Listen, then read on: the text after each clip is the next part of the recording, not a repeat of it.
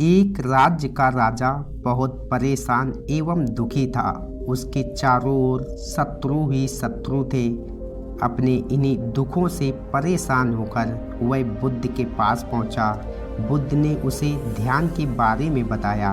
राजा ने कुछ दिन वहीं रहकर ध्यान सीखा और वापस महल चला गया। महल के कार्य निपटाता और रोज सुबह उठकर ध्यान करता। धीरे धीरे उसकी समझ का दायरा बढ़ता चला गया और अब वह खुश रहने लगा। समय बीतता चला गया और वह इतना ज्ञानी हो गया कि उसे अज्ञान साफ साफ दिखाई देने लगा और सभी दरबारी और महल के लोग अब उसे पागल समझने लगे थे। एक दिन उसकी माता का देहांत हो गया। सभी लोग फूट फूट कर रो रहे थे और वह राजा संतुष्ट था, मुस्कुरा रहा था।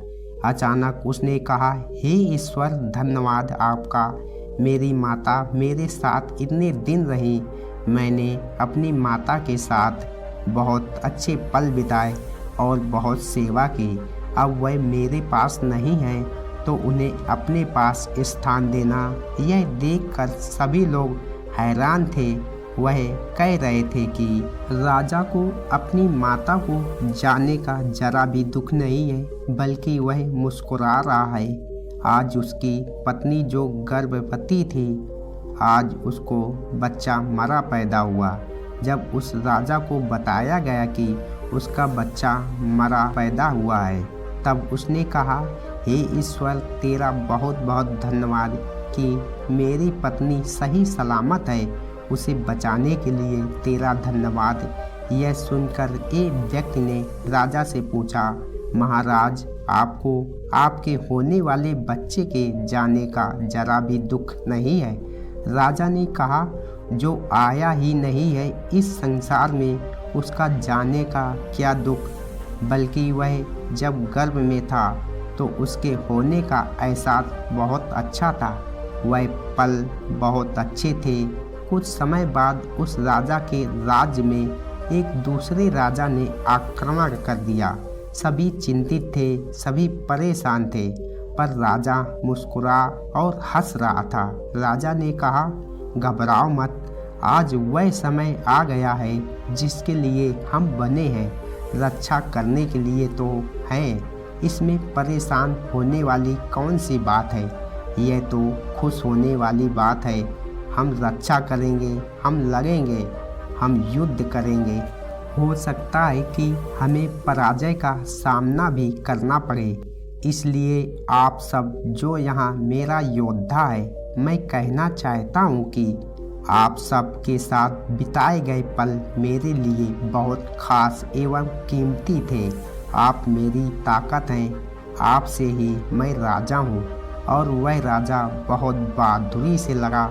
उसके सैनिक, उसके योद्धा बहुत बहादुरी से लड़े, परंतु वह युद्ध हार गया।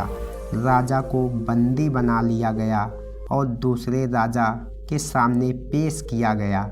वह मुस्कुरा रहा था। दरबार में उसे देखकर सभी दरबारी चकित थे। दूसरा राजा भी कुछ समझ नहीं पा रहा था, तो उसने पूछा, तुम इतना क्यों मुस्कुरा रहे हो? तुम्हें डर नहीं लग रहा? आज तुम्हें सजाए मौत मिल सकती है। मैं संतुष्ट हूँ, मैं खुश हूँ यह देखकर कि तुम्हारे जैसे परमवीर योद्धा और एक महान राजा की देख रेख में मेरी प्रजा सुरक्षित रहेगी और आगे बढ़ेगी, विकास करेगी। जो जिम्मेदारी मेरे ऊपर थी अब तुम्हारे ऊपर है, तो यह खुश होने वाली ही तो बात है कि अब मैं जिम्मेदारी से मुक्त हो गया हूँ। और यह बात भी मेरे समझ में आ गई है कि इस दुनिया में ना कोई राजा है और ना कोई भिखारी है। अगर कोई इस दुनिया में कुछ है तो वह बस उसके हालात उसे भिखारी बना देते हैं। सब कुछ यहाँ बहुत तेज़ी से बदलता है। यह ऐसे ही है जैसे कि मैं अपने हाथों से कुछ इकट्ठा करने की कोशिश कर रहा हूँ और वह सब मेरे हाथों से फिसल रहा है। बार बार वह मेरे हाथ से फिसलता है और बार बार मैं उसे इकट्ठा करता रहता हूँ। सोचो कि अगर मैं जिंदगी भर बस यही करता रहूं तो मुझे क्या मिल पाएगा। बस इसलिए मुस्कुरा रहा हूँ। दूसरे राजा ने कहा, तुमसे मिलकर मुझे बहुत प्रसन्नता हुई। तुम्हारे जैसा बुद्धिमान राजा आज तक मैं नहीं देखा। तुम भले ही बंदी हो पर तुम अभी भी राजा हो। तो महाराज, मैं तुम्हें और तुम्हारे परिवार को और तुम्हारे योद्धाओं को हमेशा के लिए मुक्त करता हूँ और मैं चाहता हूँ कि आप और आपके योद्धा हम सब मिलकर इस दुनिया को जीते। बंदी राजा ने कहा, महाराज आपका बहुत धन्यवाद, आप बहुत दयालु हैं। मेरे योद्धा, मेरे सैनिक आपके सेवा में रहेंगे। जो रहना चाहता है वह रह सकता है। अब रही बात मेरी, तो मुझे समझ में आ गया है। उसके बाद में एक ही गलती दोबारा नहीं करूँगा। अब मैं जाना चाहता हूँ और जीवन जीना चाहता हूँ। राजा अपनी पत्नी को लेकर वहाँ से चला गया। उसने कुछ छोटा मोटा काम शुरू किया और एक झोपड़ी बनाकर रहने लगा। वह ध्यान करता, साधना करता। अपनी पत्नी को भी उसने ध्यान साधना का ज्ञान दिया। दोनों पति पत्नी ध्यान साधना करते। राजा युवाओं को युद्ध कला का अभ्यास भी कराता और उन्हें ध्यान का ज्ञान भी देता। इससे उस राजा और उसकी पत्नी का गुजारा चल रहा था। कुछ समय पश्चात उस राजा को एक पुत्री की प्राप्ति हुई। उसने कहा, हे ईश्वर, तेरा धन्यवाद, तूने फिर से मेरे जीवन में इतने छोटे छोटे कदमों से आया है। मेरे साथ रहना। एक दिन राजा एक मंदिर के बाहर बैठा था। वह राजा कभी भी किसी भी मंदिर के भीतर नहीं जाता था। वह हमेशा मंदिर के बाहर ही बैठ जाता था।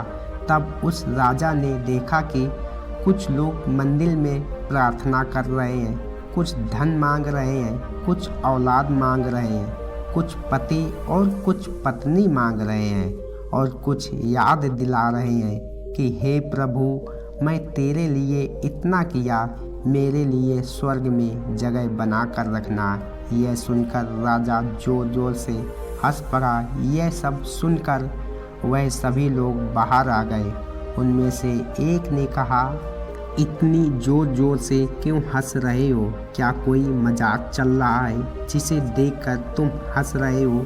राजा ने कहा, सच तो यही है कि यहाँ मजाक ही चल रहा है, क्योंकि तुम सब लोग परमात्मा की पूजा परमात्मा को पाने के लिए नहीं करते, बल्कि धन दौलत, नौकरी, सुख और स्वर्ग में जाने के लिए करते हो। इससे बड़ा मजाक क्या होगा? जो तुम्हें मिला है, क्या कभी तुमने उसके लिए धन्यवाद किया? जो नहीं है, हमेशा उसके लिए रोते रहते हो। यही ईश्वर अगर तुम्हें देना बंद कर दे तो तुम इसी ईश्वर को मानना भी बंद कर दोगे। तभी उनमें से एक ने कहा, अर्थात तुम यह कहना चाहते हो कि इस मंदिर में कोई भगवान नहीं है?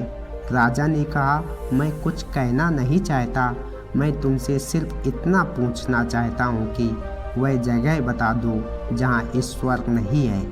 है कोई ऐसी जगह जहाँ ईश्वर नहीं है? सभी लोग चुप हो गए। राजा ने कहा, तुम्हें प्रार्थना करनी आती ही नहीं है, इसलिए तुम्हारी प्रार्थना कभी स्वीकार हो ही नहीं सकती। उन लोगों ने कहा, आप ही बता दीजिए कि प्रार्थना कैसे और कब किस समय की जाती है। राजा ने कहा, प्रार्थना के लिए किसी खास स्थान की ज़रूरत नहीं है। आप जहाँ हैं वहीं प्रार्थना कर सकते हैं। वह आपको हर जगह से सुन रहा है। जब मैं प्रार्थना करता हूँ तो मैं कहता हूँ, हे बुद्ध, तेरी मर्जी, जो तू करे सब ठीक है। मैं तेरा बालक हूँ। यहाँ मेरा कुछ है ही नहीं, यह सब तेरा है। मालिक, तू निराला है। तेरा धन्यवाद। उस राजा की प्रार्थना सुनकर वह सारे लोग राजा के सामने झुक गए और पूछा, आप कौन हैं? राजा ने कहा, मैं कोई नहीं हूँ, सब वही है। यह कहकर राजा वहाँ से चला गया। इस दुनिया को तुम अपनी बाहों में जितना भी समेटने की कोशिश करोगे, हर बार सब कुछ फिसल कर बाहर हो जाएगा। उस राजा को देखा, सब कुछ समझ में आते हुए भी उसने अपना कर्तव्य नहीं छोड़ा। उसने युद्ध लड़ा, बहादुरी से लड़ा, अंतिम सांस तक लड़ा, और जब वह हार गया तो उसे कोई शोक नहीं मनाया, कोई दुख नहीं हुआ कि मैं तो हार गया। इसी तरह अगर आप हार रहे हो तो शोक मत तुम ईश्वर को कि एक और कोशिश करने के लिए तुम अभी मौजूद हो।